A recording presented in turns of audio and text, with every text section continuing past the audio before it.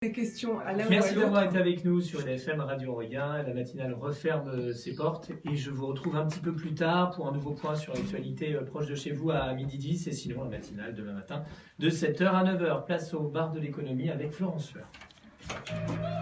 J'avais prévu ça. Là, c'est pas ça. J'avais prévu ça, mais vous m'avez sorti. D'accord. Regardez juste derrière. Là où il y a le ventilo. Ouais, c'est là pour le 24. Comment? Ah, c'est un peu on va l'avoir rejoint. Là, il n'y a pas plus proche, je crois pas. Non, on n'a pas besoin du casque. Attends. Sinon, vous me donnez votre téléphone. Donnez-le moi sinon. Ah ouais, non, c'est pour la batterie. Ah, 15 secondes. bah alors mettez-vous là. Ça va aller. Attention, 15 secondes.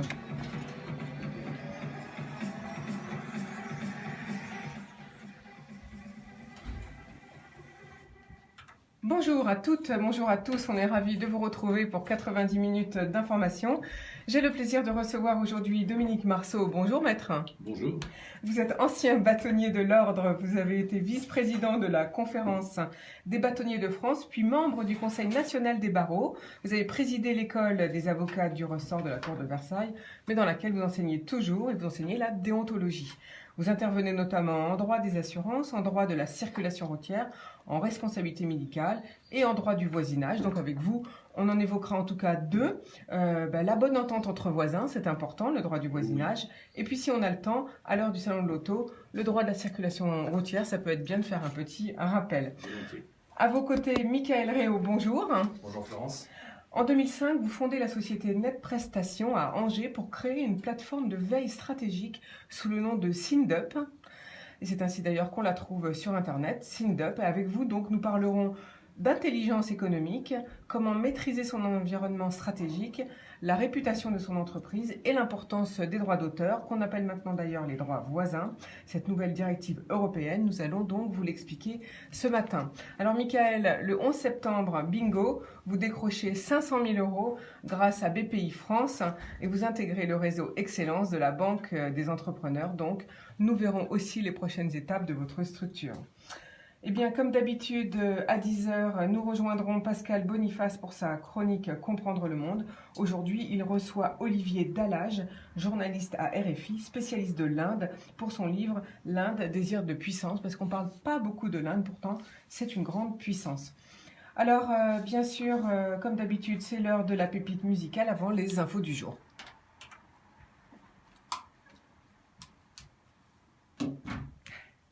On a des auditeurs qui nous envoient des... Parce que je retransmets via Facebook. D'accord, très bien. Alors, on est là, on est hors antenne pour ceux qui écoutent en web radio et sur la FM. D'accord. Donc, quand c'est rouge, là par contre, tout le monde nous entend. Quand c'est vous, tout ça. Le on-air que vous voyez là. D'accord. Hein, d'accord. Donc, là, on est entre guillemets entre nous, mais ceux de Facebook nous entendent tout ce qu'on dit, bien sûr. D'accord. C'est les seuls qui entendent. C'est Oui. pas ça, là. Vous inquiétez pas, ça va aller. Non, non, Et donc, quand vous voulez interagir entre vous, vous me faites juste un petit signe que je puisse vous annoncer votre nom, votre prénom, parce que les auditeurs ne vous voient pas. D'accord. Donc, il faut que je dise qui parle. D'accord. Mais n'hésitez pas à interagir entre vous, au contraire. C'est même... Je sais pas si sur Et puis, le voisinage, je vais pouvoir rebondir beaucoup, mais on va faire des petits jeux de mots. vous avez des soucis de voisinage? Non, aucun. Ça se passe très bien. Heureusement, parce que c'est vrai que ça doit être épouvantable. Je pourrais même dire le contraire, j'ai des voisins exceptionnels. Donc, Tant mieux. Donc, dans mes papiers, oui, l'info à retenir, c'est là.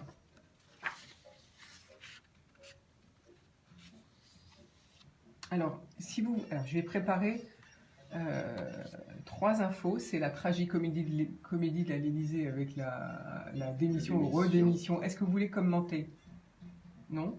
Ensuite, c'est General Electric qui va mal. Est-ce que vous voudrez commenter? Non. Et vous? Peut-être au niveau entrepreneur, dire que c'est peut-être pas des visions, la vision stratégique, ils se sont plantés en fait. Enfin, ils n'ont pas vu venir. J'ai pas de point de vue arrêté. D'accord. Et puis Peugeot Scooter qui reprend son ancien nom, qui redevient Peugeot Motocycle. Ils viennent d'annoncer ça à l'heure du salon de l'auto et de la moto. Voilà. À l'ancienne, à ouais. l'ancienne. Parce que, en fait, parce qu'il lance une moto. une petite moto, un scooter en fait, qui ressemble, moi je le connais pas, mais à une qui avait fait la force de Peugeot à l'époque, qui s'appelait la PS15. Vous avez connu ça, vous? Non. Moi ça me dit rien, j'y connais rien, moi, Non en plus. scooter. Je Enfin. connais, mais ça, je connais pas. Gérard Collomb, on avait jeudi dernier un événement avec le club des directeurs de la sûreté. Il est venu le matin pour faire le petit tour et une photo. De la sûreté, On oui. s'apprête à faire un communiqué de presse citant l'événement et la présence de Gérard Collomb qui devait partir demain. Et on va retravailler ça. Bah ouais. On en reprend. Si, si, vous pouvez très bien dire que le ministre de l'Intérieur était avec vous. Bon allez, on va y aller. On y va. On y va. Attendez. Alors nous voici de retour à IDFM, au bar de l'économie. J'ai le plaisir aujourd'hui de recevoir Dominique Marceau, qui est donc ancien bâtonnier de l'or, avocat donc, et puis Michael Réau, qui a fondé Signed Up. On va en parler dans quelques minutes, mais tout d'abord, c'est l'info à retenir. Eh bien oui, c'est la tragicomédie à l'Élysée. C'est hier, un peu avant 18h, par l'AFP, nous apprenions qu'Emmanuel Macron, notre président, a accepté finalement la démission de Gérard Collomb, qu'il a demandé, et qu'il a donc demandé au Premier ministre d'assurer l'intérim à l'intérieur. Gérard Collomb a réaffirmé dans l'après-midi au journal Le Figaro maintenir sa démission malgré le premier refus du président. Il veut retrouver son poste de maire de Lyon afin de se représenter au municipal en 2020.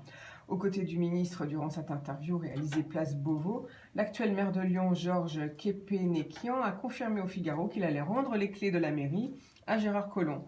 Il a dit « Nous avions un contrat moral, un engagement entre nous pour mener campagne. » Eh bien oui, c'est comme ça que ça se passe souvent dans les communes. Pour assurer l'intérim à l'intérieur, Édouard Philippe annule son voyage prévu les 4 et 5 octobre en Afrique du Sud, où il devait rencontrer le nouveau président Cyril Ramaphosa et honorer la mémoire de Nelson Mandela. Dominique Marceau, une réaction? Oui, on peut se demander si l'information de l'arrestation de Redouane Faïd dans la nuit n'était pas connue de l'Élysée, en se disant l'un compensera l'autre. Un événement positif, puis un événement peut-être mal perçu. Bah, ça montre en tout cas que les services de police et de sécurité de l'État fonctionnent très bien. Voilà, c'est ça que ça nous montre. Ça continue avec la démission. Exactement. Mais comme quoi aussi, on peut dire, il est difficile de retenir quelqu'un qui veut partir. Ça, c'est valable également pour les chefs d'entreprise. Mais comme quoi, il faut parfois trancher dans le vif, même quand c'est difficile. Et ça, c'est vrai que ça, quelquefois, j'ai noté que les élus ont du mal à le faire. On gère pas ça comme une entreprise, justement. Et comme quoi, le mandat de maire est peut-être le plus beau des mandats politiques. En tout cas, c'est ce que disent les maires quand ils viennent à mon micro. Alors, deuxième info du jour, c'est General Electric, malheureusement. Le conglomérat américain fondé en 1892 par la fusion d'une partie de Thomson Houston Electric Company et d'Edison General Electric Company et le rachat de la division énergie d'Alstom en 2015 va mal, on peut même dire très mal. La firme possède 36 filiales dans plus de 150 pays et leur valeur était un symbole au New York Stock Exchange, mais elle vient de voir sa capitalisation boursière chuter divisée par 6 en quelques mois. Les difficultés du géant américain en partie imputables à la déprime du marché des grosses turbines pour centrales électriques et le limogeage surprise de son PDG John Flannery ce lundi 1er octobre montre un climat tendu. Son remplacement par Lawrence Culp, 55 ans, patron de Danaher Corporation et administrateur de General Electric depuis avril, n'a pas de quoi rassurer les salariés français qui s'attendent à un licenciement en masse. Ils emploient 4200 personnes en Alsace ou en Lorraine, je ne sais plus. Dès sa nomination en août 2017, M. Flannery, l'ancien PDG, avait admis que le rachat pour 10 milliards d'Alstom Power avait été une erreur stratégique. C'est pourtant lui qui a mené l'opération. Il l'a mené à contre-cycle quand les marchés de l'électricité et donc des turbines centrales baissaient fortement. Et oui, c'était l'arrivée des nouvelles énergies. Voilà, et donc mi-juin, le PDG a prévenu Bruno Le Maire, le ministre de l'économie, que la promesse faite lors de l'OPA de créer 1000 emplois nets sera difficile et même hors d'atteinte à fin 2018. On s'attend même à une suppression. En tout cas, ils ont annoncé fin 2017 une suppression de 12 000 emplois dans le monde et dont 5 000 en Europe, partagés entre l'Allemagne, le Royaume-Uni, la Suisse. Eh bien, maintenant, c'est les Français qui s'inquiètent. En tout cas, ils ont également indiqué l'inscription dans les comptes d'une charge exceptionnelle pouvant atteindre 23 milliards de dollars. C'est une somme. qui ne mérite pas donc de commentaires. Autre info, dernière info du jour, c'est Peugeot Scooter qui a officialisé son nouveau nom, Peugeot Motocycle, un retour à son ancien nom afin d'incarner son retour à la moto de moyenne puissance qui est désormais fabriquée en Asie. Et oui, l'entreprise est détenue à 51% par l'Indien Mahindra et à 49% par PSA.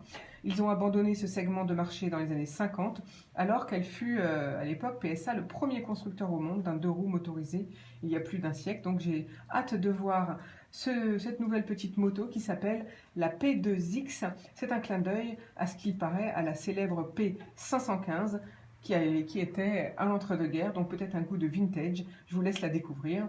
Ou aussi à sa place, la P176, auréolée de sa victoire au Bol d'Or en 1952. C'est tout pour l'info du jour. On va laisser la place à nos invités, mais tout d'abord, une jolie musique. Et on revient dans 2 minutes. Qu'est-ce qu'on passe là maintenant? Ah, ça c'est très bien. J'ai pas annoncé le premier, c'était quoi? Fats Waller. Fats Waller, c'est bien, vous l'avez trouvé, super. Et puis celui-là, c'était quoi? Stan Getz. Ah, c'est au Poutou, c'est ça? Au Pato. Stan Getz, c'était un peu brésilien. Et c'est Stan Getz, et puis il y a un autre, Charlie, je crois que c'est Charlie Blick. Charlie qui? Björn. Bien. Et Charlie Bird, ah bah si, il est super Charlie connu. Bird, Getz, c'est Bird. C'est super connu. C'est pour ça que j'ai... Et après, vous nous mettez ce que vous voulez, Quentin. Mais je suis autiste. Ah, vous suivez ma liste, vous avez tout? Oui, C'est vous qui Ah, bah, faites magnifique. vous faites votre programmation musicale. Oui, ah oui, oui. Un peu jazzy là. Moi, très jazzy, moi. Très jazzy. Donc, en général, les premiers titres, c'est jazzy, mais après, c'est de la très moderne, vous allez voir. Moi, je suis plutôt folk. Ah oui? Oui. J'aurais pu vous demander, mais... Non, mais moi, j'essaie de Simon choisir et en Garfunkel, général. mais Paul Simon vient de prendre sa retraite et je vais au concert de McCartney fin novembre. Ah d'accord. Donc ça c'est pour... Donc ça c'est bon. Ensuite, on attaquera sur le voisinage. On attaque tout de suite sur le voisinage. Ça D'accord. vous va? Oui, très bien. Donc on va être, vous allez être concret, nous donner des exemples. Oui. Vous aussi d'ailleurs faudra, vous avez bien trouvé des exemples. Oui, bien sûr. Super. Vous vous déplacez jamais sans le code civil, moi jamais sans le Mac. Alors moi, j'ai Vous, pris sans un le peu quoi? Moi, je me déplace Le Mac. toujours avec Le bac. Le Mac. Ah le Mac. le Mac, oui. J'avais compris le bac. Le Mac. Mais non, j'ai pris un code civil à tout hasard parce que comme on a le voisinage, des fois, il y a des notions compliquées. Mais c'est vrai qu'il y a des... c'est des Oui, il y a des notions Alors, compliquées. Je vais chercher des dossiers un peu pratiques parce que là, je suis dans les principes généraux.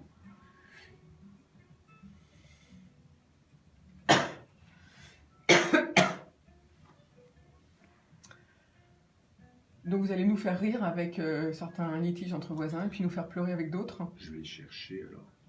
Parce que je n'avais pas des cas pratiques concrets, mais ça va me revenir. Je vais en trouver. Je voulais rester un peu dans les principes généraux. Mais Oui, si d'accord, vous on va voulez que rester ce soit dans un les peu principes. Si vous avez, si ça vous Des revient, vous pouvez anecdotes, oui, illustrer. mais je Ouais, vous ça en peut être trouverai. amusant. Est-ce que j'ai un crayon quelque Moi, je vous part passe un papier si vous voulez. Ah, j'ai un crayon, c'est bon. Et j'ai du papier aussi, j'ai tout ce qu'il faut. Les infos. chercher. Où sont les infos? On va reprendre.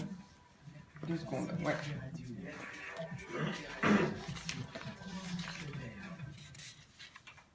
Nous voici de retour au bar de l'économie. Nous sommes en compagnie aujourd'hui de Dominique Marceau, ancien bâtonnier de l'ordre, et Michael Réau, fondateur de Signed Up. Aujourd'hui, donc, nous allons parler à la fois un peu de droit et puis aussi d'intelligence économique, bien entendu. Alors, on va commencer par le droit et notamment, si vous voulez bien, Dominique Marceau, par le droit du voisinage, la bonne entente entre voisins. Alors, rappelez-nous peut-être des grands principes Voilà. déjà. C'est un domaine qui prêterait à sourire, sauf que de temps en temps, ça entraîne des drames. Il y a des voisins qui finissent avec des fusils à la main. Alors, il y a des choses qui sont rigolotes. Lorsque les gens s'entendent très mal, moi j'ai eu le cas d'un voisin qui était un peu bizarre et qui mettait des panneaux dans son jardin, tournés vers le voisin en disant « mon voisin est un crétin » ou des choses comme ça. Ça finit par agacer. Un voisin qui installait une caméra qui se déclenchait automatiquement quand son voisin arrivait. Un autre, puisque ça me vient à l'esprit à l'instant, un autre qui, chaque fois que le voisin étendait du linge dans son jardin, faisait brûler des papiers pour que des petites particules noires aillent sur le Il se linge. collait au linge.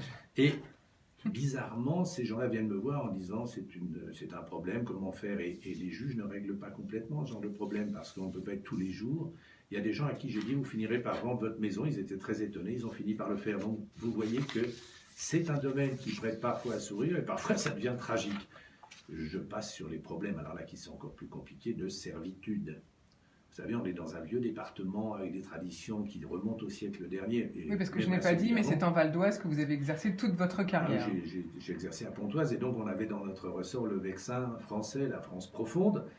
Et dans ces endroits-là, il y a des traditions, par exemple, quelque chose qui fait bien fonctionner les avocats, c'est la cour commune. Vous savez, la cour commune, ça veut dire que dans une ancienne ferme, dans une ancienne ferme, par exemple, on fait un lotissement avec 4 ou 5 appartements. Et il y a une cour commune au milieu. Et cette cour commune, elle appartient à tout le monde. Au 19e siècle, on se fichait de savoir à qui elle appartenait. Mais de temps en temps, aujourd'hui, il y a des procès pour savoir à qui ça appartient. Et puis l'automobile a tout gâché. Parce qu'une cour commune avec des fleurs, c'est joli. Une cour commune avec 4 ou 5 voitures qui se bouchent les portes les uns des autres, ça devient un climat de guerre. Donc Bien sûr. les tribunaux sont amenés à réglementer ces situations qui sont tragicomiques, mais qui sont extrêmement complexes, parce qu'il y a les servitudes de passage, il y a toutes ces choses-là, mais enfin, on pourra en voir d'autres. Mais alors, en principe, pourtant, les actes notariés ne marquent pas ce genre d'obligation ? Les actes notariés sont évidemment la source des solutions, mais les servitudes ne sont pas toujours dans les actes. Une servitude, alors le code est compliqué, une servitude, quand elle est apparente, n'est pas obligée d'être notée dans un titre.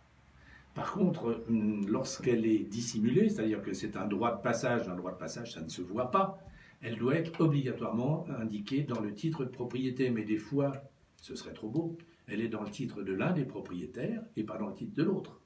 Où il y a des servitudes de cour commune, où il n'est pas indiqué dans aucun des titres à qui appartient le sol. Il y a des chemins qui appartiennent à plusieurs riverains puisqu'ils desservent des propriétés. Si vous ajoutez à cela une notion qui est intéressante, qui est l'état d'enclave, vous avez des propriétés qui n'ont pas d'issue sur la voie publique. Absolument. Alors ça, c'est intéressant comme sujet. Ça, c'est passionnant, sauf que le code réglemente ça en disant qu'il faudra trouver un chemin vers la voie publique qui soit le moins dommageable. Donc, il y a un expert qui va venir, qui regarde par où peut passer cette parcelle enclavée. Et puis, il y a des erreurs dans les actes notariés de temps en temps. Vous avez des gens qui s'aperçoivent que dans leur maison, il y a une partie qui peut être la terrasse, par exemple, qui appartient à quelqu'un d'autre qui a été oublié dans la vente. Et ça, en Val d'Oise, on le voit, tous les cas que vous citez ? Moi, tout ce que je vous cite là, je l'ai vu. L'histoire de la parcelle enclavée, c'était sur la Côte d'Azur et c'était une tragédie. Mais ça, je reconnais que c'est une tragédie, pas pouvoir sortir de chez soi. Des années. Mais alors, il pouvait sortir, sauf que... Ou d'accéder en voiture à son domicile, c'est pas évident. Alors dans ce cas-là, on demande une servitude de passage pour être autorisé à accéder à l'arrière d'une propriété. Alors, on en voit un peu dans le Vexin. Moi, les procès que j'ai eus comme ça, c'était souvent en province. J'en ai actuellement, il y en a un qui se déroule en Auvergne, il y en a un qui était sur la Côte d'Azur, je vous l'ai dit. Mais ce sont des situations extrêmement tragiques parce que ça peut finir très très mal. Donc, il faut être vigilant. Et puis, l'intérêt, c'est d'aller sur place, essayer de calmer les gens, parce qu'un jugement qui est rendu contre quelqu'un qui a un mauvais caractère, ça ne réglera pas le problème. Quand vous avez des végétaux qui poussent, vous les mettez à l'alignement, c'est bien, sauf que ça pousse. Et qu'un an plus tard, il faudra recommencer. On ne va pas faire des procès tous les ans. Donc, il faut essayer de trouver des moyens coercitifs et puis surtout faire en sorte... L'idéal dans ces affaires-là, c'est que les voisins finissent par boire un verre ensemble et se mettre d'accord, mais ce n'est pas facile. Et quand vous obtenez un très beau jugement, vous avez le risque que le voisin se venge. Donc, il va faire des petites mesquineries, des petites choses pas possibles. Moi, j'ai vu tout et le contraire. C'est absolument incroyable. En ce qui concerne les végétaux, le Code civil, ça c'est l'époque de Napoléon, donc tout est marqué. Dans le Code civil, on vous dit que vous avez le droit de couper les racines qui dépassent sur votre propriété. Mais si ce sont des branches, vous n'avez pas le droit de les couper. D'accord, on a le droit de couper ce qui est dans le sol, mais pas hors du sol. Et alors pour les branches, il faut demander au voisin de les couper. Et s'il ne les coupe pas, eh bien vous pouvez le faire contraindre par le juge. Et les fruits. Alors, à qui appartient... Alors, justement, attendez, parce que les branches, on va repréciser. Oui. Les branches qui... Mettons, j'ai un voisin, ces branches dépassent chez moi. Est-ce que j'ai le droit de couper les branches ? Non, le code dit que... Donc, le voisin doit venir chez moi. Il doit venir et pour demander une autorisation, mais il peut les couper depuis chez lui si c'est possible. Sinon, il peut venir chez vous pour les couper, mais vous n'avez pas le droit de les couper vous-même. Et pour les fruits, c'est encore plus joli. Si vous avez un beau cerisier chez votre voisin, avec des cerises qui pendent chez vous, vous pouvez les ramasser quand elles tombent, mais vous ne pouvez pas les cueillir. C'est quand même assez formidable. Le code a tout prévu. Non, mais il y a des choses. Dans le code civil, il y a des choses amusantes. Et ça existe, c'est encore tel que dans le code civil actuellement. Ah oui, le code civil, le code Napoléon, c'est un ouvrage assez formidable parce que 1804, et il y a plus de la moitié des textes, je pense, qui existent toujours sous la forme d'origine. Alors des fois, il y a des formules un peu étonnantes. Vous savez, quand vous avez un mur mitoyen, D'ailleurs, je Vous remarque avez- que vous ne venez jamais sans votre code civil. Il est là, En réalité, devant moi. J'en ai pris Hein un à tout hasard, je l'ai emprunté hier, mais il est 2016, donc il n'y a peut-être pas les derniers textes. Mais en tout cas, non, j'évite de le consulter trop souvent. C'est pas mon ouvrage préféré encore, je crois que c'est Flaubert qui Oui, disait mais vous que disiez, c'était- dedans, il y a des formules assez Ah ben jolies. oui, par exemple, quand vous voulez faire des lumières dans un mur mitoyen, vous avez votre maison avec un mur qui est en limite séparative. Vous n'avez pas le droit de faire de fenêtre, Non, puisque vous ouvririez chez le bien voisin. sûr. Mais vous avez le droit de mettre, je crois que ce sont des jours de souffrance. Ah, c'est-à-dire ce sont des vers à Opaque, main dormante. dormante. C'est dans le code civil. C'est-à-dire, ce sont des vers on dormants. va expliquer ce que c'est. Alors, C'est-à-dire que ce sont les des jours de fenêtres fixes. souffrance, aujourd'hui c'est C'est ça simple, ça n'existe plus, c'est les pavés de verre. Mais dans le code civil, c'était un treillage métallique avec des carrés de verre opaques, c'est-à-dire translucides, de 10 cm, 1 Ah, décimètre. tout est précis à ce point-là. Ah, dans le code civil, c'était marqué comme ça. Quand vous mettez une poutre dans un mur mitoyen, je crois elle ne doit pas dépasser le milieu à 54 mm près. Vous voyez que le code prévoit des choses invraisemblables. Dans la pratique, ça, on ne le voit pas souvent. Mais par contre, ce qu'on voit souvent, c'est une gouttière chez un voisin qui dépasse de la limite séparative. Donc les puits doivent être retenus par le propriétaire, parce que l'eau est un bien précieux, surtout en 1804, peut-être même aujourd'hui aussi. Et puis, par exemple, Encore quand plus un mur... aujourd'hui, oui. Quand un mur n'est pas indiqué dans le cadastre comme appartenant à Pierre ou à Paul, c'est la forme du mur qui peut déterminer si le mur est vertical d'un côté et avec une pente de l'autre. C'est le côté de la pente, puisque c'est celui-là qui va ramasser les eaux. Et un mur, pardon, Finalement, un dernier mur, le mur mitoyen, c'est le mur qui a un chaperon à 2 pentes. Sauf si le titre dit le contraire. Vous voyez qu'il y a de quoi s'amuser. d'accord. Donc en fait, vous êtes obligé de fouiller à la fois dans les actes notariés et à la fois dans le code civil pour arriver à faire entendre les deux voisins en question Et ou des les fois, plus on- s'il y a plus. Des fois, on est obligé d'aller sur place avec un expert qui avait arbitré. Moi, j'ai même vu un jour, et ça c'était la cerise sur le gâteau, un puits mitoyen. C'est-à-dire qu'il y avait une limite entre deux propriétés. Il y avait un puits circulaire qui était à cheval sur la limite de propriété. Et les deux propriétaires pouvaient puiser de l'eau, mais comme ils ne s'aimaient pas, chacun empêchait l'autre d'installer sa pompe ou mettait du... Enfin bref, c'était une catastrophe et on a eu beaucoup de difficultés à régler ce problème. Mais en fait, ça vient peut-être aussi tous ces problèmes du fait qu'avant, il n'y avait pas de clôture séparative. Et oui, aujourd'hui, les Français veulent avoir leur clôture. Et d'ailleurs, à cet égard, il faut savoir que s'il n'y a pas d'usages locaux, les clôtures doivent être de 3,20 m, 32 décimètres en ville, et dans les faubourgs et les campagnes de 19 décimètres. Ce qui veut dire que, heureusement, il y a des règlements dans toutes les villes pour dire que les clôtures seront de telle hauteur, de telle forme. Mais sinon, le code civil était extrêmement draconien sur la hauteur des murs. Alors dans ce domaine, le métier d'avocat, c'est un petit peu comme un jeu. Oui, enfin, ça fait rire un certain temps, mais quand il faut rédiger les assignations, aller plaider, aller sur place, c'est vrai que les visites sur place sont des fois surprenantes. Ça, on rencontre, si on ne se fait pas mordre par un chien, c'est amusant.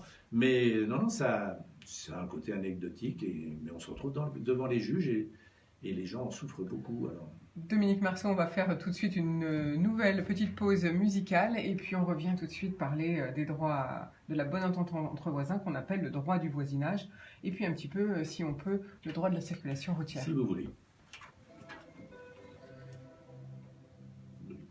Alors, qu'est-ce qu'on peut dire encore sur les droits du voisinage? Là, on a fait un peu le tour. La Je pense réglementation. qu'on a dit beaucoup de choses, je pense. Oui, mais la Si, réglementation. peut-être donner un conseil Oui, quand on achète une oui, propriété, ah ben ça, oui, voilà. ça Est-ce serait que bien. vous auriez un conseil à donner Oui, de parce que vérifier absolument. Peut-être parce que le notaire ne demande pas forcément toujours toutes les bonnes Oui. infos. Ça dépend des notaires. Les notaires qui disent Oui, attention, est-ce qu'il y a, par exemple, comme vous avez dit, des servitudes Ah ben oui, voilà. moi, j'ai connu des trucs absolument catastrophiques. Alors quand c'est une erreur, moi la propriété sur la Côte d'Azur, ça a été un procès absolument atroce. Parce que si c'était beaucoup plus compliqué que ça, en réalité je l'ai simplifié, mais ma cliente a vendu en viager. L'acheteur s'est aperçu qu'il manquait la terrasse. Donc il est allé voir le notaire qui lui a fait un acte à son profit pour céder la terrasse. Ensuite, il n'a pas payé son viager, donc ma cliente a récupéré sa propriété. Et quand elle a récupéré sa propriété, l'acheteur, qui était un voyou, avait conservé la propriété de la petite parcelle. Et donc elle a récupéré sa maison sans la terrasse. Et son voyou d'acheteur qui a vu sa vente annulée est propriétaire de la terrasse et on a plaidé pendant 15 ans. 15 ans et finalement elle a eu gain de cause On ou n'a pas? jamais récupéré la terrasse. Non. Non. Mais pourquoi? Ben, parce que l'erreur du notaire, il n'y a pas eu une vraie erreur. Alors je pense qu'il faut parler de l'erreur que peuvent faire les notaires. Malheureusement, personne n'est faillible. Ben oui. Donc Quentin, on peut savoir le titre, hein, s'il vous plaît? Adesso Romedi. et il reste 50 secondes. D'accord. Donc on va peut-être parler de ça. Après, il va être. Après, on va peut-être pas avoir le temps de parler. Si, alors juste pour les droits, on va juste effleurer. Vous reviendrez pour parler des droits de la circulation routière. Juste quelques bons conseils. Oui, oui, ne buvez pas avant de conduire. Vous bourrez pas la gueule, parce que c'est un truc qui est dangereux. Faut pas plaisanter avec ça. De toute façon, là maintenant, la loi, elle est de plus en plus stricte. Hein. On n'a Oui. presque plus le droit de boire Oui. pratiquement rien, en fait. Oui, bah, Surtout nous, les femmes, parce qu'on n'a pas du tout la même tolérance à l'alcool que les hommes. Ah oui, nous on a 3 litres et demi de sang ou 4 litres, et vous en avez 2 litres 5. Donc ça Non, fait mais- vite un plus gros pourcentage. Non, mais souvent, C'est souvent. ça. Non, Vous avez c'est. moins de sang que moi, donc... mais moi je bois pas d'alcool. Quand Non, même. c'est pas ça, c'est que nous, souvent, on n'est pas tellement habitués à boire de l'alcool et ça nous monte tout de suite au cerveau, en fait. Oui, mais le taux est le même, hein, donc mais il faut faire très attention. Allez, on y va? Ouais, c'est bon. Au bar de l'économie, je suis toujours en compagnie de Dominique Marceau, ancien bâtonnier de l'Ordre, avocat à Pontoise, et de Michael Réau, fondateur de SINUP. Vous venez d'entendre Alessi avec son titre Remedy, ou Remedy, si on prononce à l'anglaise. Alors, Dominique Marceau, peut-être les bons conseils quand on veut acheter une propriété pour éviter les procédures en droit du voisinage. Ouais, c'est dans la logique de ce que je vous ai dit tout à l'heure, il faut être extrêmement vigilant lorsqu'on achète un bien et se renseigner sur tous les problèmes qui apparaissent ou qui sont susceptibles d'apparaître suivant la configuration des lieux. Il faut vraiment demander au notaire s'il n'y a pas des servitudes de passage, s'il n'y a pas des difficultés, s'il y a des règlements avec des charges particulières, avec des obligations. Si vous voyez une situation matérielle un petit peu ambiguë, lisez absolument les titres de propriété. Vous avez un acte notarié, le notaire vous le lit, mais soyez très vigilants sur toutes les petites clauses de servitude, etc. Si par exemple, autre chose, mais ça c'est un titre particulier, si dans un logement que vous achetez un pavillon et qu'on ne vous parle pas du grenier alors qu'il y a une chambre au grenier, il faut vérifier parce que peut-être c'était un compte non aménageable qui a été aménagé sans respecter les règles de l'art. Il y a tous ces petits pièges possibles.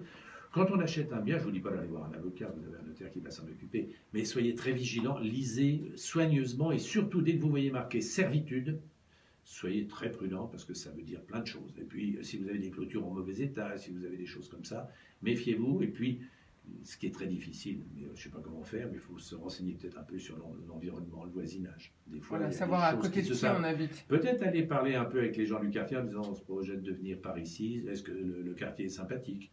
Si on vous dit attention, méfiez-vous, il y a un fou dingue à côté, il faut peut-être réfléchir Peut-être avant acheter d'acheter. Oui. Voilà, merci pour les bons conseils, Dominique Marceau. Alors, à l'heure du salon de l'auto, peut-être vous pourriez nous donner quelques petites règles en ce qui concerne le droit à la circulation routière, comme on dit. Eh bien, moi, je vous dirais qu'il faut être extrêmement attentif quand on va conduire, notamment, bien sûr, les problèmes d'alcoolémie, les problèmes de fatigue. Et puis, il faut savoir que le permis de conduire à points, c'est quelque chose qui peut disparaître. Alors, j'oserais à peine vous dire une autre chose, c'est que quand vous avez des problèmes de points de permis, méfiez-vous des sites internet où on vous garantit que vous pourrez conduire alors que votre permis est suspendu, etc. Il y a des sites qui sont faits par certains de mes confrères qui m'inquiètent un peu. Les spécialistes du permis à points, c'est pas une spécialité qui existe. Hein. Un avocat ne peut pas vous dire qu'il est spécialiste en permis à points, qui va vous permettre de faire des recours. Ces recours-là sont extrêmement aléatoires. Le fameux recours pour essayer de faire annuler et conduire malgré la perte totale des points, il y a des gens qui ont eu des soucis. Alors ça aussi, c'est quelque chose de dangereux. Donc méfiez-vous de ces promesses un petit peu trompeuses. Et puis surtout sur les accidents de la circulation, parce que ça arrive. Quand vous êtes victime d'un accident, ne répondez pas immédiatement en disant j'ai rien lu, etc. Soyez vigilants, envoyez un médecin. Et puis si vous avez des petites séquelles, n'hésitez pas à aller voir un avocat. Il y a des spécialistes de la réparation du préjudice corporel et ils vous conseilleront utilement parce que, après tout, si vous avez droit à une indemnisation, il faut la prendre et la demander. Donc soyez prudents. Et si vous avez un assureur, vous pouvez demander à votre assureur de vous désigner un avocat car il y a des clauses de défense et recours dans les contrats d'assurance qui vous permettent d'être défendu aux frais de votre assureur. Absolument, c'est bien dit. Merci beaucoup Dominique Marceau pour toutes ces règles. Effectivement, on se pose des questions sur les sites internet qui, soi-disant, vont nous redonner des points alors qu'on en a perdu. Soyez extrêmement prudents. Donc, vaut mieux éviter. Voilà, c'est ce que vous nous dites aujourd'hui. Oui. Merci Dominique Marceau. On va passer la parole à Michael Réau. Alors, vous avez des problèmes de points, vous, de permis de conduire, ou tout va bien de ce côté-là? Ils ne sont pas tous au complet, mais en tout cas, j'ai pas de problème particulier par rapport au point. Ouais, tant mieux. Alors, Michael Réau, vous avez fondé donc cette plateforme qui s'appelle SignUp, qu'on trouve SignUp, je devrais dire d'ailleurs, que l'on trouve sur Internet. Vous faites de l'intelligence économique, vous apprenez à maîtriser son environnement stratégique et la réputation de son entreprise, d'où l'importance pour vous des droits d'auteur, qu'on appelle maintenant droits voisins. Alors, avant de vous passer la parole, peut-être je vais expliquer ce que c'est que les droits voisins, ou vous voulez le faire, hein? Alors, peut-être que je pourrais rebondir après la définition juridique du droit voisin sur l'enjeu dans notre métier, et puis peut-être aussi apporter une précision sur Voilà. ce qu'est l'intelligence économique. Absolument. Alors, pour beaucoup, donc en fait, l'adoption par le Parlement européen sur le droit d'auteur offre à la presse un nouveau levier de négociation en matière de revenus face notamment aux géants du web. Et oui, il est difficilement rentable d'être journaliste en fait, et les journalistes veulent se défendre et estiment que c'est pas normal que des gens comme Google ou Facebook récupèrent ce qu'ils écrivent pour le divulguer à tout le monde. Voilà pourquoi maintenant on appelle ça les droits voisins du droit d'auteur, qui constituent une partie particulière de la propriété littéraire et artistique en droit français. C'est nouveau, enfin c'est nouveau, non, c'est pas nouveau, ça date de 2015, mais depuis cette année, il faut l'appliquer. Donc ils sont attribués à des personnes qui ne sont pas des créateurs et ne peuvent pas justement bénéficier des droits d'auteur. Voilà pourquoi encore le mot droit voisin. Les textes réglementant ce secteur, ça fait partie de la propriété intellectuelle qui protège le droit des artistes-interprètes, le droit des producteurs, on appelle ça de phonogramme, c'est-à-dire celui qui fixe le son en premier. Ça ouvre un droit à la rémunération au profit des artistes et des producteurs. Le droit aussi des producteurs vidéo, même chose que pour ceux qui font le son. Le droit des producteurs de bases de données et aussi un droit pour les entreprises de communication audiovisuelle. Alors la première directive c'était en 2011 et le Parlement européen a prolongé de 50 à 70 ans la durée des droits voisins des interprètes ou des exécutants décomptés à partir de la première publication ou de la première communication au public. En 2015, la France a transposé cette directive et voilà, dans le code bien sûr de la propriété intellectuelle comme je vous l'ai dit, et voilà, il faut donc maintenant l'appliquer. Alors qui gère?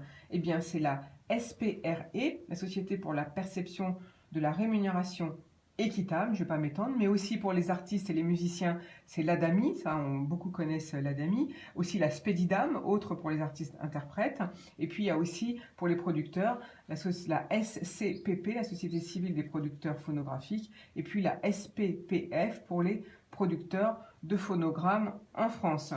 Voilà, et puis bien sûr la SACEM, ça vous connaissez tous, la SACEM. Alors un complément peut-être, Michael Réau? Alors, dans le secteur de l'information, de la presse et notamment du web, nos interlocuteurs sont plus le CFC, qui est le Centre français d'exploitation du droit de copie, qui représente les éditeurs de presse en matière de redevance sur l'usage qui est fait des articles en ligne.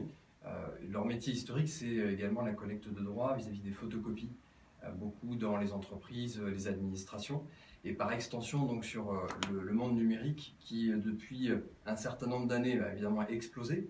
La manière de s'informer est de plus en plus digitale, et en même temps, les textes n'étaient pas forcément au goût du jour en matière de numérique, donc il peut y avoir des formes d'interprétation sur ce qu'il est possible de faire avec les contenus publiés par les groupes de médias en ligne. Donc dans notre métier, étant donné que nous sommes éditeurs d'une technologie... Alors expliquez d'abord peut-être ce que vous faites et puis on reviendra au droit en même temps. Donc que faites-vous avec cette plateforme? Que proposez-vous? Mais quel est votre métier de base finalement? Donc nous sommes d'abord et avant tout éditeurs de logiciels qui s'inscrit en réponse à un besoin que nous avons tous, qui est de s'informer efficacement. Alors, il est clair que le volume d'informations ne cesse d'augmenter et que pour notamment une entreprise, un décideur, ça devient un coût en termes de temps à passer pour bien s'informer. Et d'un autre côté, le temps n'étant pas extensible, un logiciel comme SignUp est là pour ne pas décrocher de son marché et d'être capable de détecter les risques, les opportunités, donc les informations clés au quotidien dans les prises de décision, sans pour autant consacrer plus de temps à cette surveillance. Donc on vient l'automatiser avec un certain nombre d'algorithmes, d'analyse de texte, d'intelligence artificielle. Donc vous allez prendre des informations que vous trouvez dans la presse numérique finalement, c'est ça? Alors oui, Ou pas vous seulement. rédigez aussi vous-même les infos? Alors c'est le web dans la globalité, donc les médias sociaux, blogs, forums, communiqués de presse, annonces de recrutement, ça peut être les appels d'offres, les brevets, les publications scientifiques, la liste en fait, de types de sources d'information peut être très longue, mais bien évidemment les contenus de la presse font partie des centres d'intérêt. Il n'y a des pas que décideurs. la presse donc.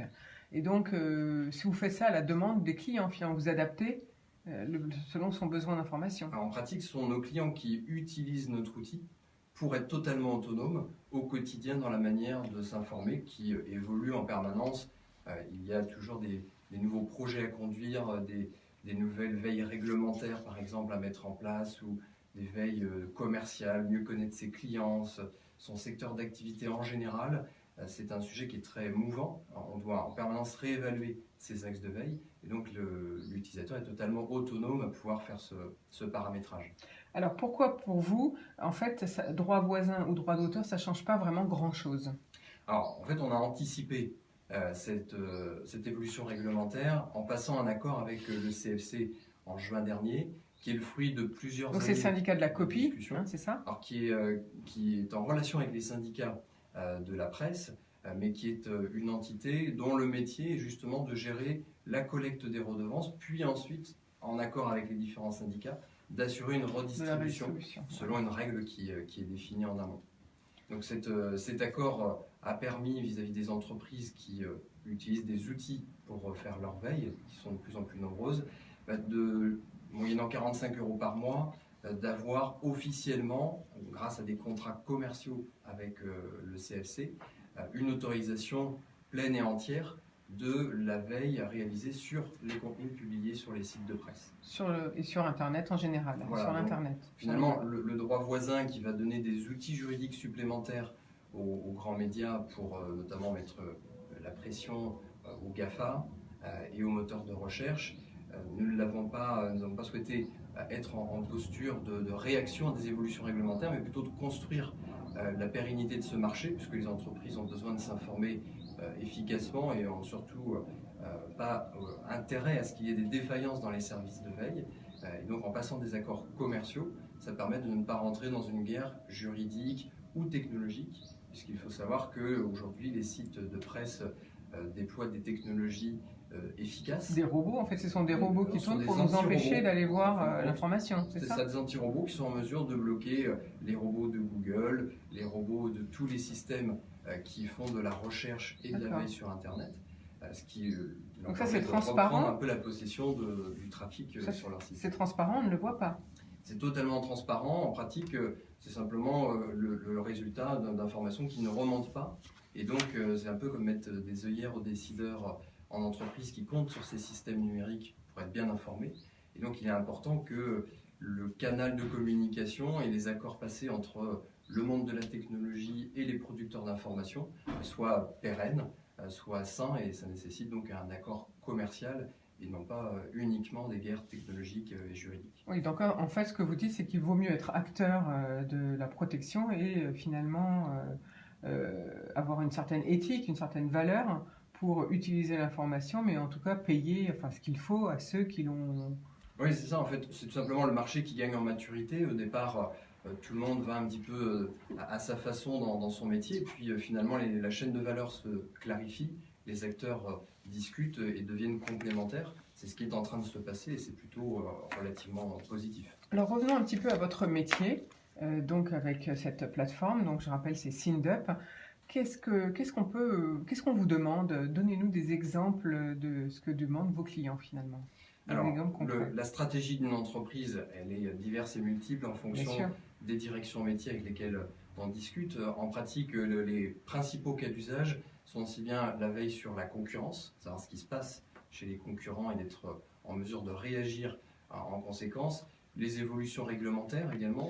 Dans notre cas, nous avons une veille justement sur la directive du droit voisin, parce qu'on a besoin d'être rapidement informé lorsque l'on discute avec nos clients de ces sujets-là ou dans nos rapports avec les éditeurs de presse.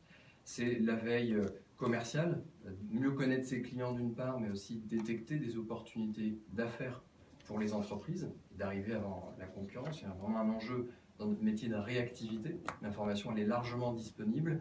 La question aujourd'hui, c'est le timing. Est-ce que la bonne personne dans l'entreprise dispose de l'information clé au moment où elle a le plus de valeur, donc dans des délais quasi proches du temps réel pour le quotidien des décisions. Voilà, ce sont les demandes les plus fréquentes finalement. Voilà, concurrence, veille commerciale, veille innovation, veille technologique, tous les risques et opportunités qui peuvent être aussi divers et variés. Quand on va dans un secteur ou dans un autre, à chaque fois, on découvre l'immensité des sujets de préoccupation et des centres d'intérêt. Et toute la valeur d'une veille stratégique pour une entreprise apparaît par la singularisation de systèmes d'information. Il doit être le plus personnalisé possible. Une veille trop généraliste perd de la valeur, aussi bien aller sur Google Actualité. L'intelligence économique doit rentrer en profondeur sur ce qu'est une pépite informationnelle pour telle ou telle personne dans l'entreprise, de façon à lui amener des données très qualifiées et surtout ne pas retomber dans le biais de la surinformation, qui est ce que l'on vient justement. Et donc c'est ce qu'on appelle l'intelligence économique, c'est bien ça? Oui, l'intelligence économique, c'est 3 grands volets. La veille, qui est vraiment notre cœur d'activité avec le logiciel SynDup. C'est également les stratégies d'influence, au sens large. Ça peut être influence sur le digital, ça peut être influence au travers d'une forme de lobbying, ça peut être de l'influence en étant très acteur sur son marché. D'une certaine façon, le fait que nous ayons sur notre marché été les premiers à passer des accords dans le domaine de la veille avec les éditeurs de presse, c'est une forme d'influence aussi. Ça nous a permis d'établir des conditions et que nos confrères nous rallient plutôt que d'avoir finalement des conditions qui s'imposent. Donc voilà, l'intelligence économique, c'est la stratégie, la planification de l'entreprise et qui a besoin de se protéger son patrimoine informationnel et de l'enrichir avec cette connaissance qui doit être en permanence améliorée.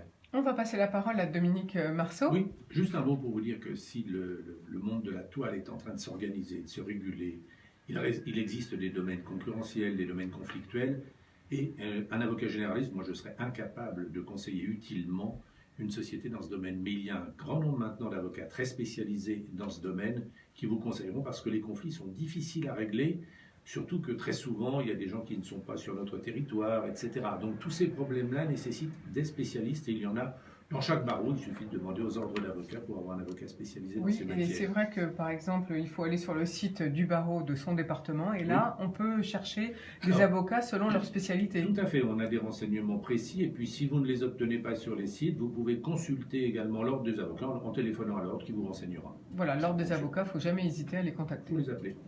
Merci Dominique Marceau. On va tout de suite, Michael Réau, faire une nouvelle pause musicale et on revient après pour parler avec vous de votre stratégie d'entreprise. Vous voyez, ça roule tout seul. Il y a le cabinet Bensoussan, pareil, qui est le plus gros cabinet spécialisé. Ah bah oui, c'est lui qui intervient dans tous les médias souvent. C'est lui qui est partout. Mais maintenant, dans Paris, il y en a beaucoup. Moi, j'en connais certains. Dans le Val d'Oise, il y en a 3 ou 4 qui le font. Mais ce sont des domaines très spécifiques. Moi, je ne mouillerai pas là-dedans. Enfin, sur les principes généraux, oui, parce que c'est le droit qui s'applique.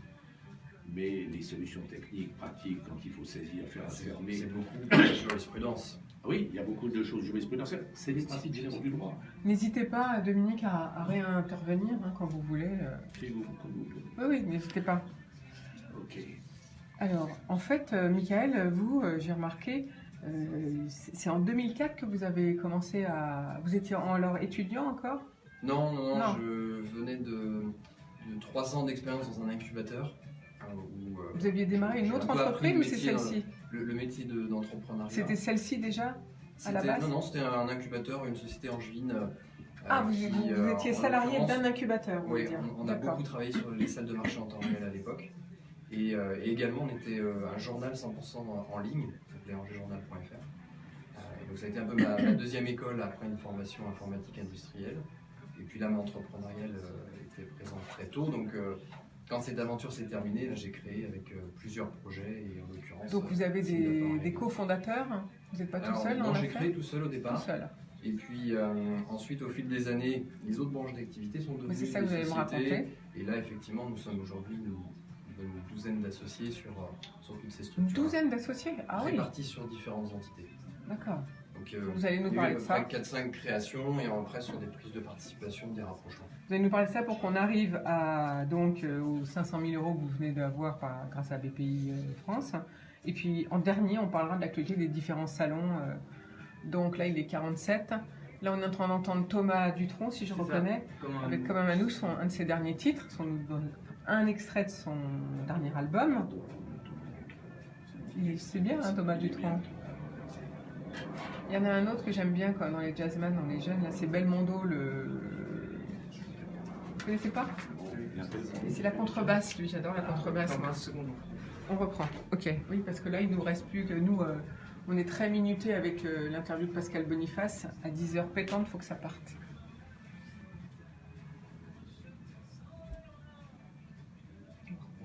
Oui.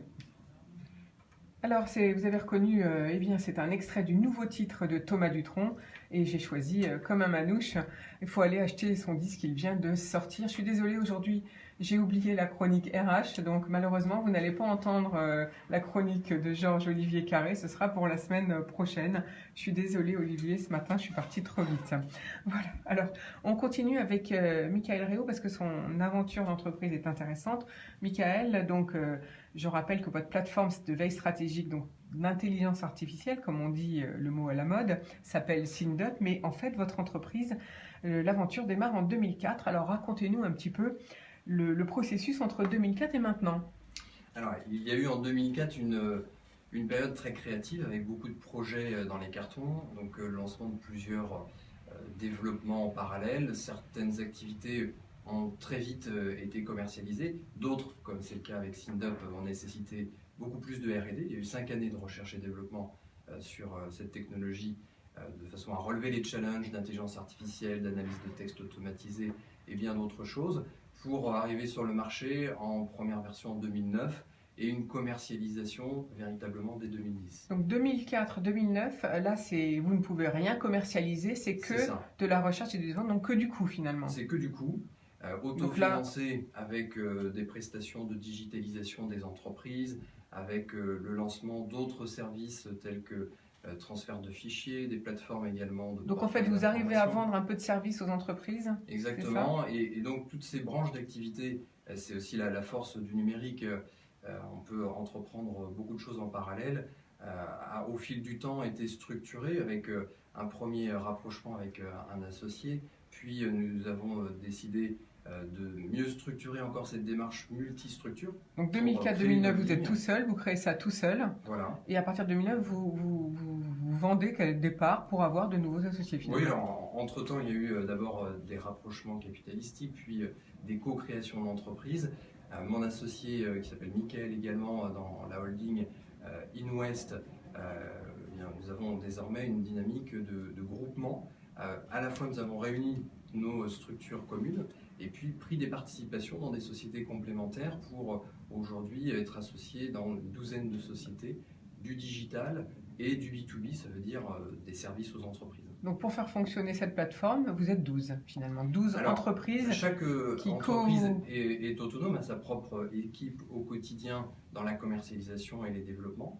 Donc l'équipe de SynDup, cette société compte aujourd'hui une quinzaine de collaborateurs.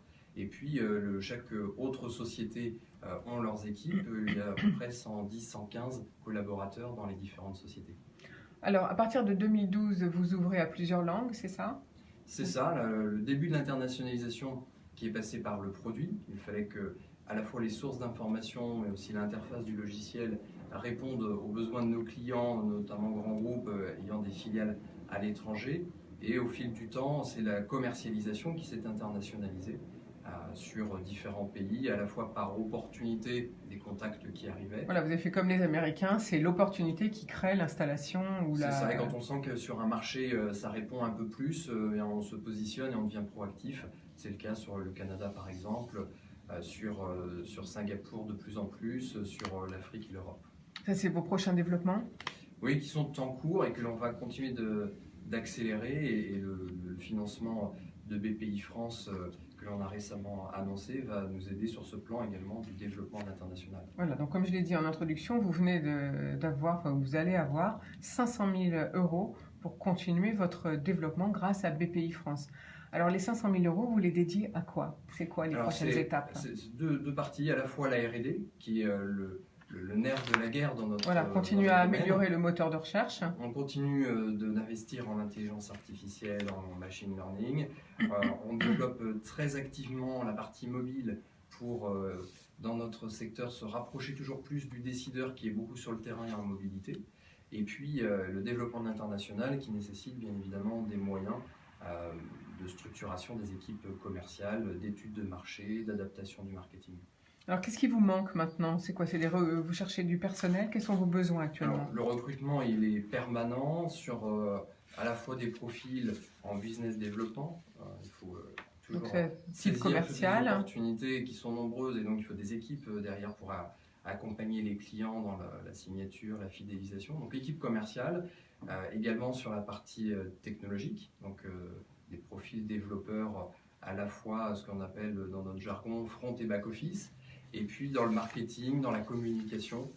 Je dirais que aussi, vous avez des postes tous à les talents pourvoir. sont les bienvenus. Il faut évidemment pas hésiter Comment à on nous fait pour vous solliciter. contacter si on a envie de vous rejoindre? Alors, deux possibilités par rapport à la dynamique digital B2B sur inwest.fr,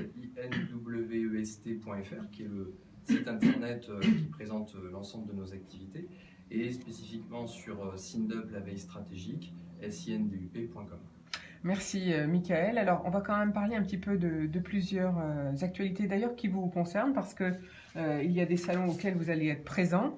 Donc c'est le forum qui a lieu demain 4 et 5 octobre au Palais Brognard. C'est le forum Dev Eco. C'est réservé en fait comment ça s'appelle, aux Agences de développement. Voilà, aux du agences, merci, territoire. aux agences de développement du territoire. Donc, par exemple, le CEVO dans le Val d'Oise doit être présent à ce forum. Et vous allez intervenir?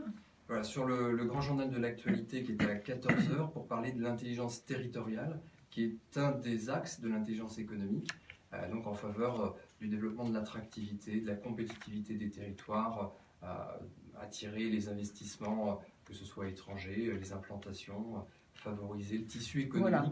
Donc on va Même parler les avec, présidents de communautés de communes ont besoin d'intelligence économique. exactement, les CCI, tous les acteurs locaux. Alors ensuite, le 11 octobre, c'est le salon de BPI France. C'est le salon BPI France InnoGénération. C'est le rendez-vous des entrepreneurs à l'Accor Hôtel à Arena. Et puis là, il y a 40 000 entrepreneurs en général qui créent un événement centré sur la rencontre business. Donc allez-y, au programme, il y a 1000 intervenants, 300 ateliers et conférences et à peu près 100 speakers français et internationaux qui vont donner des bonnes pratiques. Et puis enfin, le 12 octobre, là, c'est vous, Michael Réau, qui intervenez à l'Institut des hautes études de défense nationale dans le cadre du 62e cycle économique et stratégique. Alors, sur quel thème allez-vous intervenir? Sur les innovations de rupture et la manière de les transformer en opportunités qui évidemment touchent à l'intelligence économique, à la capacité de bien s'informer, mais aussi et surtout de transformer l'information en prise de décision. Donc ça va être le thème de cette intervention. Merci beaucoup à vous deux, Michael Réau et Dominique Marceau, pour votre intervention Merci à vous. ce matin. Vous avez Merci compris, à vous. on a parlé à la fois de droit et à la fois d'intelligence économique. On a parlé du droit du voisinage, donc réécoutez la première partie. Tout de suite, et puis après on a parlé bien sûr d'intelligence économique avec Michael Réau. Tout de suite, on va faire une petite pause musicale et après on va rejoindre Pascal Boniface pour comprendre le monde. Je réintroduis, il faut me laisser réintroduire Pascal Boniface. Oui, comme j'avais compris que c'était 55, je n'ai plus rien dit. Mais vous pouvez, je pense qu'on a une petite minute pour Non, conclure non, si non. vous voulez. Si, souvent je le fais moi, Comme vous voulez. après la pause. Là on a 2 minutes de musique, donc ça nous donne 58. Vous pouvez conclure en 1 minute. Oh, oui, mais même moi. Non, 1 minute c'est bon. Et moi j'en ai pour 30 secondes à dire ce que j'ai à dire pour dire bonjour à Pascal, c'est tout. Et après, soit vous restez avec moi. Enregistré. Qui est enregistré. Donc soit vous restez avec moi pour entendre ce que va dire donc ce journaliste de RFI spécialisé sur l'Inde, soit si vous voulez partir, vous partez. Ce fut été avec plaisir, mais je vais devoir après. Partir, je me doute. Ouais. Parce que c'est chargé vos journées. Sur le podcast, on peut retrouver, j'imagine, son intervention. Alors, dans un premier temps, vous allez pouvoir charger la vidéo sur Facebook. À 10h30, je vais la publier. Après, je retourne à mon bureau, j'irai faire un petit commentaire. Là, j'indique le thème, les invités, enfin bref. Voilà. Et puis, dans un second temps, dès que j'ai le temps, on la mettra sur le site web de la radio. Vous pourrez utiliser le podcast. Donc, vous pourrez utiliser les deux. Mais si vous voulez que je vous envoie le podcast plus vite, je peux vous l'envoyer par Dropbox. Non, quand vous pouvez, il n'y a pas de... Oui, on Et l'intervention sur l'Inde, Je me rappelle votre nom. alors je vous donne Michael Réau. En tout cas, merci d'avoir été ici aujourd'hui. Vos bureaux sont où? Alors, à Paris, quartier Montparnasse, Parce que ce qui est bizarre, c'est que sur votre site internet, il n'y a pas d'adresse. Si on veut... sur le site internet, Il n'y a ni alors, téléphone, en ni adresse. fait, sur la page contact, il y avait les différents bureaux avec une carte que l'on a retirée parce que la Ça va carte pas, ça. Google posait des difficultés là, depuis 15 jours, comme le site va être complètement remis à jour. Ah, C'est d'accord. pour ça qu'on n'a pas pris le temps de le remettre. Mais Je ça me va. suis dit, c'est bizarre. Et c'est pour ça, Ça va revenir. moi, je me méfie beaucoup des sites où il n'y a Ah oui. pas d'adresse. Et c'est Alors, comme ça que je suis allée Les sièges et chercher la production sur sont à Angers. infogreffe dans vos mentions légales partout. Là, je me dis, oh, c'est quoi ce Tout truc? regarder. Moi, je regarde tout, moi. Vigilante. Ouais. Non, bah, c'est important. Bah oui, c'est important. Moi, je fais une petite intelligence économique à moi toute Ouais, seule. non, mais ça fait partie des réflexes du métier de l'information. Bah oui. On intervient beaucoup dans les écoles d'intelligence économique et ça, c'est un sujet qui est de plus en plus Vous intervenez à l'EGE aussi? à l'EGE. Oui. Hier, c'était à l'EIE, à Versailles. Vous allez à l'EGE parce que moi, j'ai Et à fait... l'EGE sont des partenaires de longue date. Ouais. Ah bon? Parce que moi, vous avez On fait... Moi, intervient plusieurs fois dans l'année. j'ai fait... Enfin, j'ai pas fait l'EGE parce qu'elle n'existait pas à mon époque, mais l'EGE elle fait partie de l'école de commerce que j'ai faite. Oui, d'accord. Voilà. L'EGE qui est en plein développement avec le rapprochement avec un groupe espagnol. C'est ça, il s'est fait ça. On y va. C'est vraiment parti.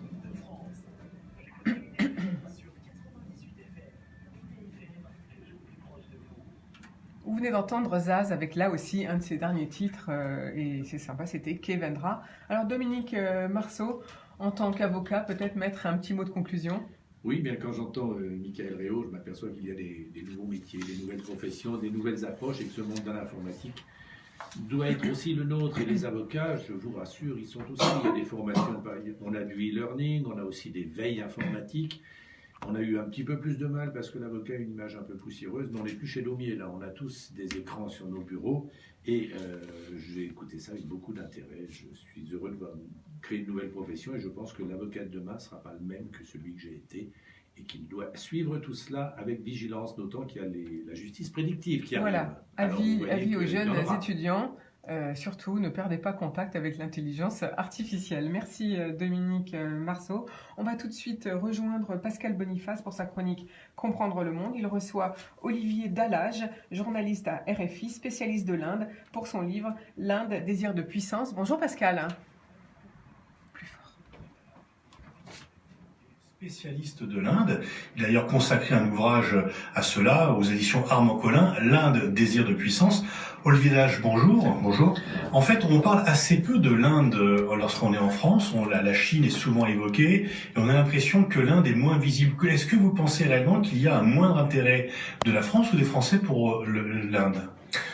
En partie, oui. Encore qu'à mon avis, c'est en train de changer depuis quelques années.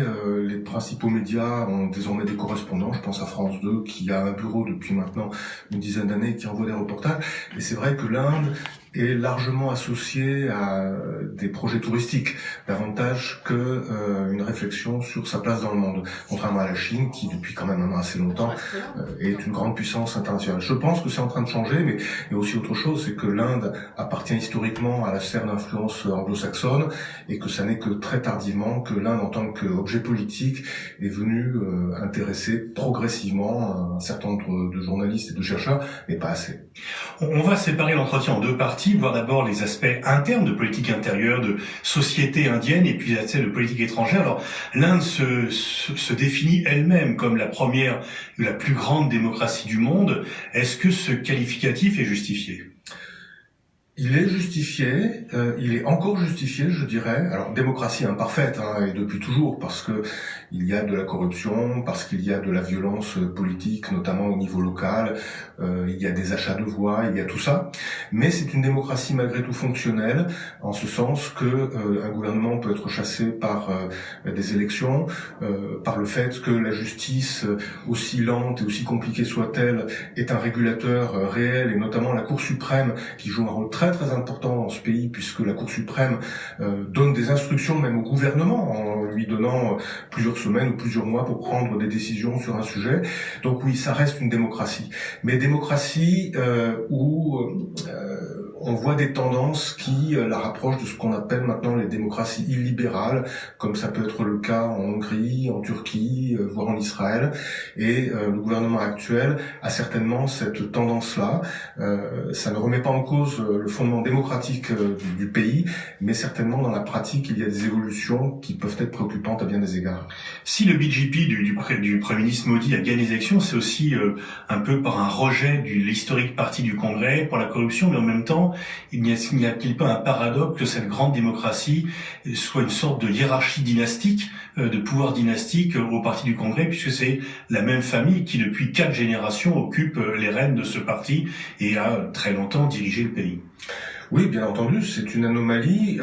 Ça n'est pas une anomalie en Asie, puisque de grandes démocraties asiatiques ont été dirigées par des femmes ou des filles d'eux.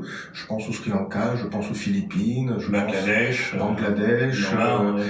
Indonésie.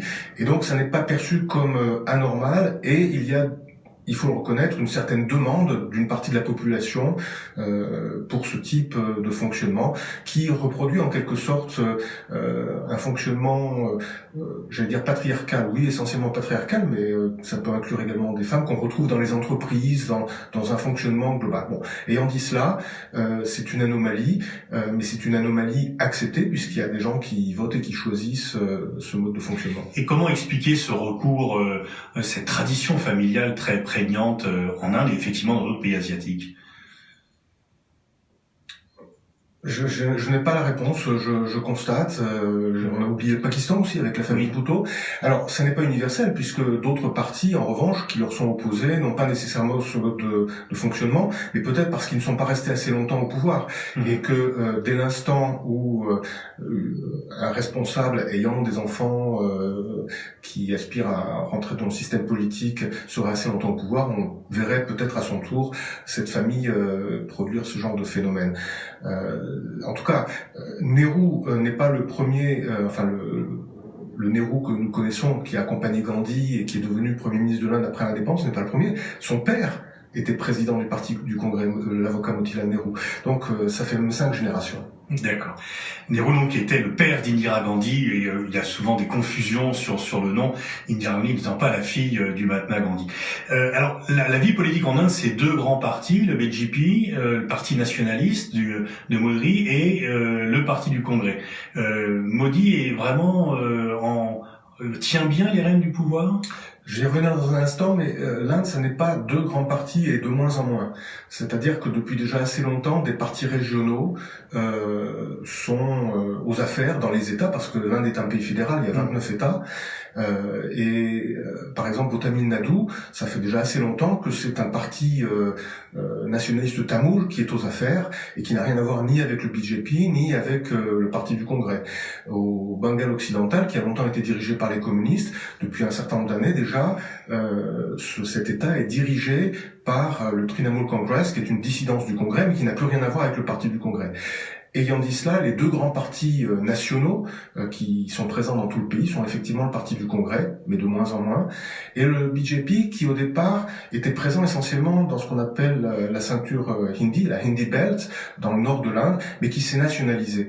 Et c'est le second point qui est important pour les élections qui ont porté Modi au pouvoir, c'est que c'est cette nationalisation du parti qui lui a permis d'emporter la majorité avec un système électoral qui est le même qu'en Angleterre, c'est-à-dire que c'est un scrutin de circonscription uninominale à un tour, et donc c'est le premier arrivé qui emporte le siège.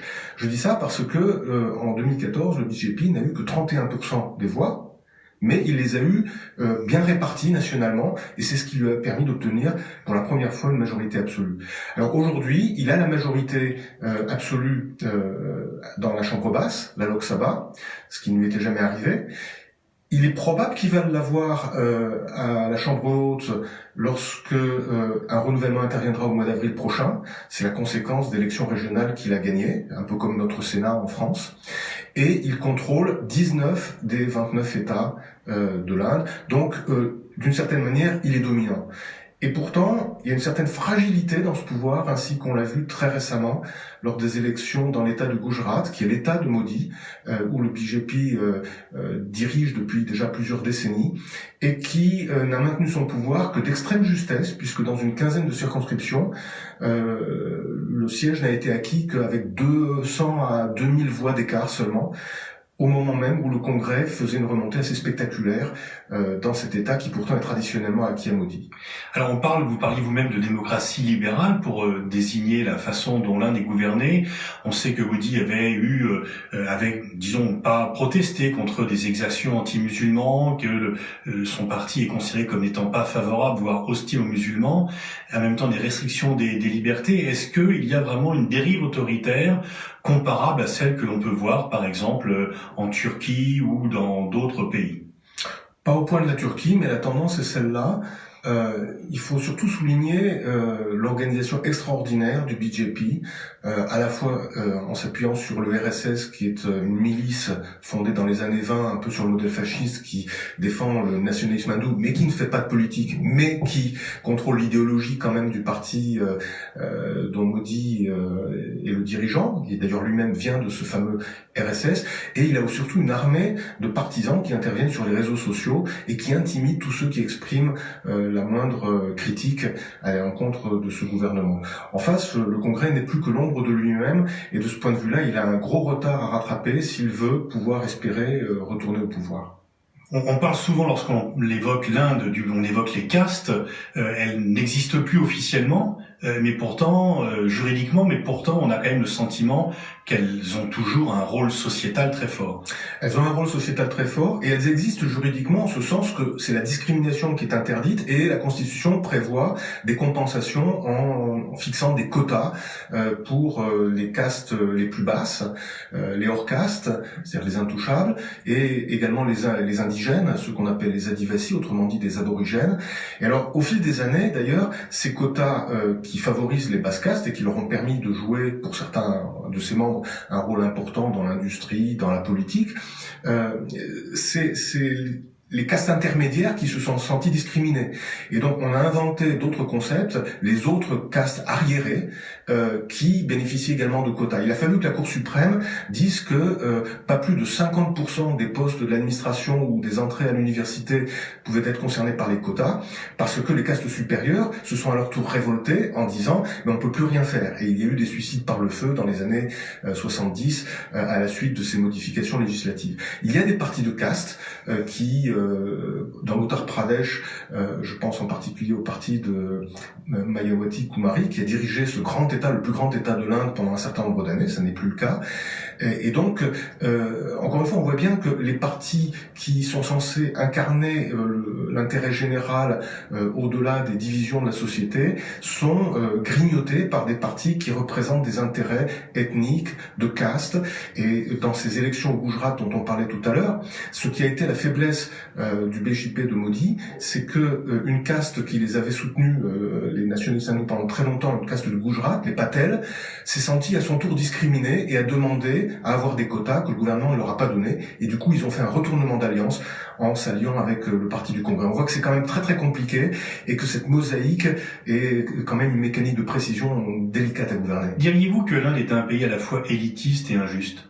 Certainement. Certainement. C'est un pays très injuste, les injustices sont très très nombreuses, élitiste en ce sens que il n'y a pas que l'élitisme de caste, il y a également l'élitisme de l'argent, ça ne se confond pas toujours, il peut y avoir des intouchables qui sont multimillionnaires. Mais cette injustice est à la fois combattue par des associations, mais très largement intériorisée à la fois par la tradition des castes et aussi par la division multiple de ce pays, ce qui est l'une des explications qu'on fournit habituellement sur le fait qu'il n'y a jamais eu de révolution en Inde, même s'il y a de nombreuses révoltes. Et diriez-vous que la société civile est relativement passive, ou comment on a du mal de France de voir comment s'organise la société civile indienne? Est-ce qu'elle est vivante, forte, ou est-ce que, comme vous l'avez évoqué, elle est plutôt passive? Non, la société civile s'exprime à travers de très nombreuses associations, à travers des journaux en ligne, sur les réseaux sociaux, dans les quartiers, et en représentant justement tous ceux qui se considèrent comme étant l'objet de discrimination. Je vais prendre un exemple.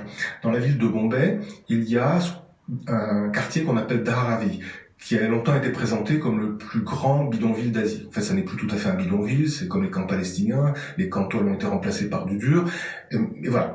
Et c'est en plein cœur de la ville, et les promoteurs immobiliers veulent le détruire pour construire parce que ils sont assis sur un tas d'or, c'est-à-dire le foncier. Ça n'arrivera pas. Ce n'est pas comme Shanghai où la municipalité peut décider de raser un quartier, de construire. Là-bas, il y a des électeurs. Donc ce vote compte. Deuxièmement, il y a des mafias qui représentent chacune des communautés qui y vivent. Il y a un réseau extrêmement serré d'intérêts économiques et sociaux. Et donc oui, on peut dire que la société indienne est très résiliente. D'ailleurs, le prix Nobel d'économie Amartya Sen, qui est lui-même indien, a écrit un livre qui s'appelle, dans sa version originale, The Argumentative Indian. C'est l'Indien qui discute de tout, qui n'accepte jamais rien. Et ça, c'est une réalité. L'économie indienne se porte bien, c'est une des plus fortes croissances par rapport à sa taille. Est-ce que elle a des perspectives de long terme de croissance ou est-ce qu'il y a des nuages qui peuvent survenir? Elle a des perspectives importantes de croissance. Les nuages tiennent, c'est bien identifié, aux freins que représente l'insuffisance des infrastructures, également peut-être une insuffisance de mobilité due à ce qu'on a évoqué, c'est-à-dire ce système des castes, mais elle a subi un coup terrible il y a un peu plus d'un an lorsque le gouvernement a démonétisé 2 billets de banque qui représentaient à eux deux 86% de la masse de billets en circulation. C'était censé permettre de lutter contre la corruption et mettre fin au système de double comptabilité, mais en pratique, ça a stoppé de façon assez brutale une partie de l'économie et ça s'est traduit par une croissance singulièrement amoindrie l'année suivante, c'est-à-dire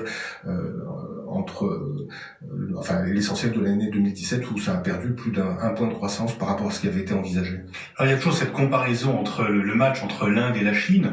L'Inde se plaint d'être moins bien traitée par les Occidentaux que la Chine qui, selon l'Inde, n'est pas un pays démocratique.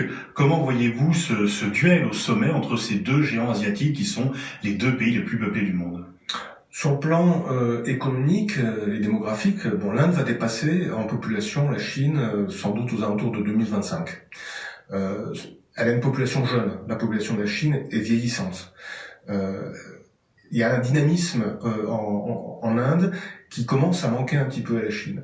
Mais la Chine est beaucoup plus riche, la Chine est beaucoup plus industrialisée, l'Inde a certainement des atouts, mais il faut qu'elle les utilise bien et vite, parce que à son tour, dans quelques dizaines d'années, l'Inde sera atteinte par une transition démographique qui fera qu'elle aura une population vieillissante, et elle n'a pas de système de retraite, et donc à ce moment-là, ça représentera un coût terrible pour elle. Pour le moment, tous les feux sont au vert ou à l'orange clignotant en tirant sur le vert, mais il faut bien qu'elle joue ses atouts, parce que sinon, elle sera dépassée par la Chine et par d'autres.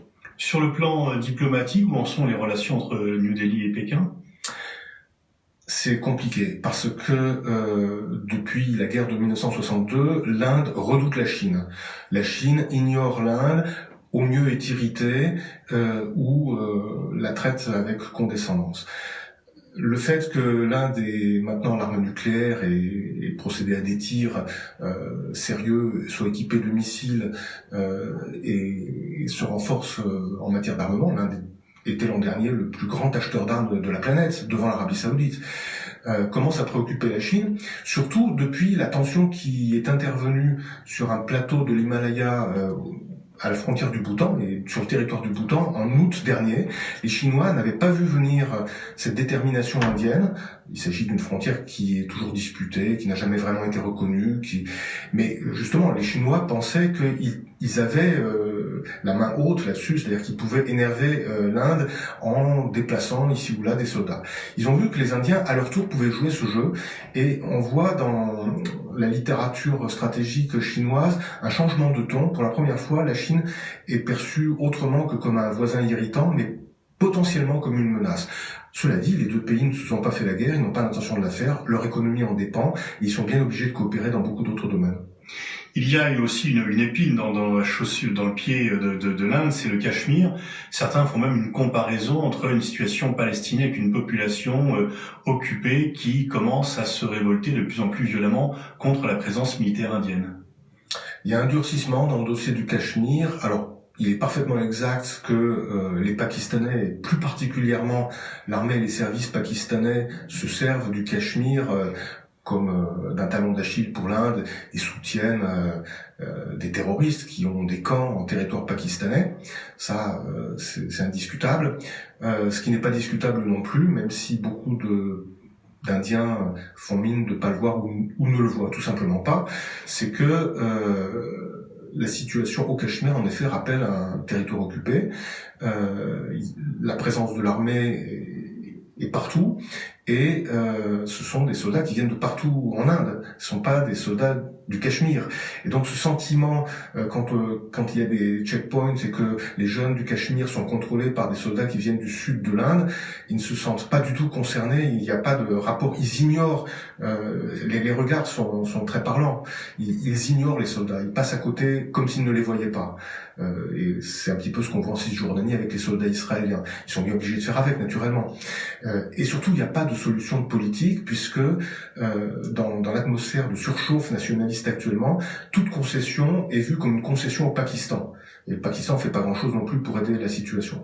Il en résulte que ce qui était présenté autrefois comme la Suisse de l'Himalaya est aujourd'hui un territoire un peu à l'abandon, où les gens n'ont pas d'avenir professionnel et économique. Et comme il y a aussi beaucoup de corruption, l'argent qui est injecté n'arrive pas toujours dans les projets de développement qui ont été promis.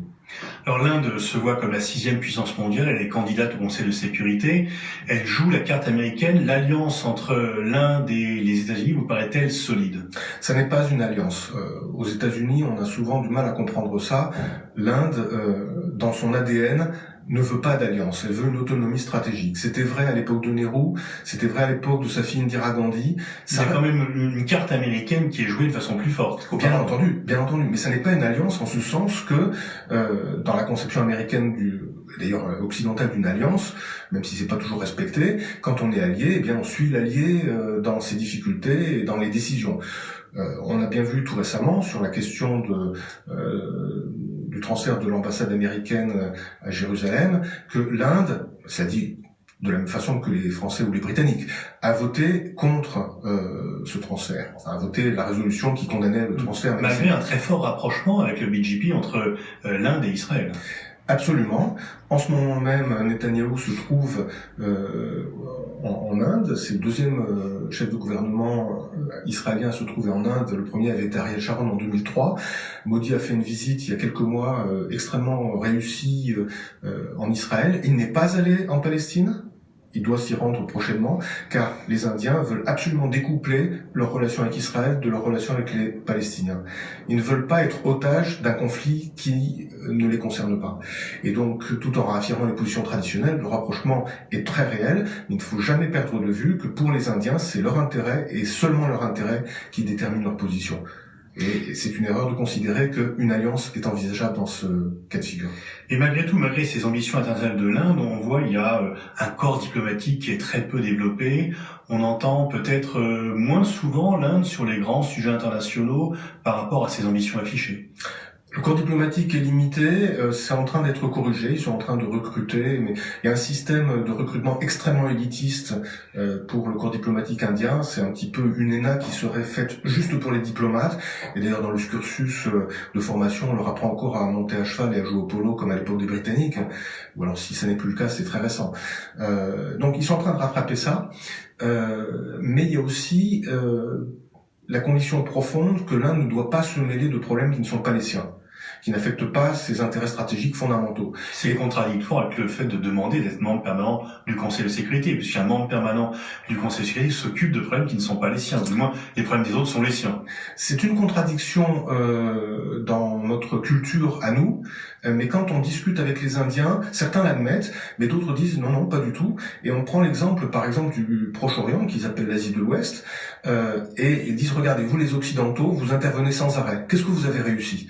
Nous, on se mêle pas des conflits entre les gens et on a de bonnes relations avec chacun et on est capable d'aller en visite en Arabie Saoudite, puis en Iran, puis en Israël et ça se passe bien avec les trois, ce qui est vrai.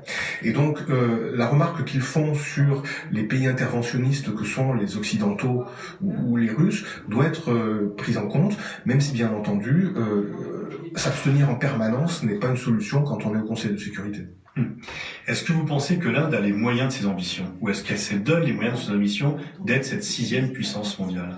Elle est en train de se les donner. Militairement, ça ne fait aucun doute. Il rattrape un grand retard, notamment dans la marine, par la construction de sous-marins, de porte-avions. Il y a beaucoup de défauts parce qu'ils veulent tout construire eux-mêmes après les avoir achetés à l'étranger. Ils veulent s'équiper, renouveler leur flotte aérienne, d'où les contrats de Rafale, pour être capables de faire face à 2 menaces simultanément, la chinoise et la pakistanaise. Économiquement, on en a parlé. Mais c'est une opération de longue haleine. Mais ils sont très certainement déterminés à y parvenir. Il y a même un institut britannique qui annonce que dès 2018, l'Inde pourrait passer devant la France et la Grande-Bretagne en tant que puissance économique. On verra à la fin de l'année si ça se vérifie.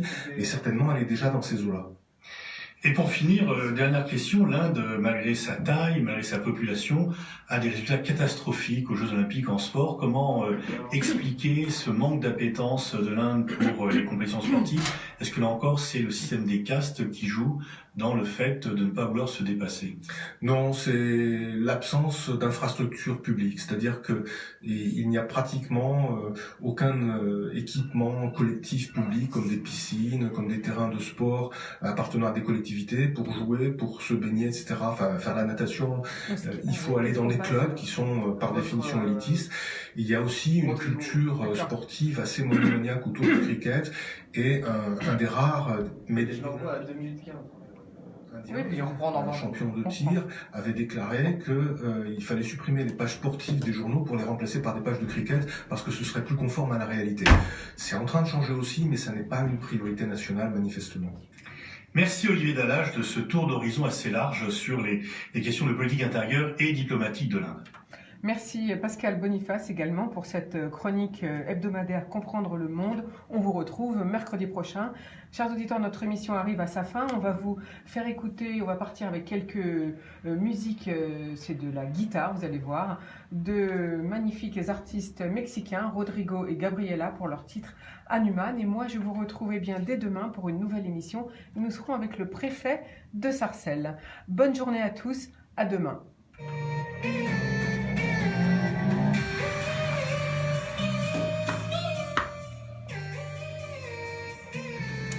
Non, fallait lancer la musique. Ouais, je vais lancer après. Ah bon? Parce que sinon, elle se finit trop tôt. D'accord.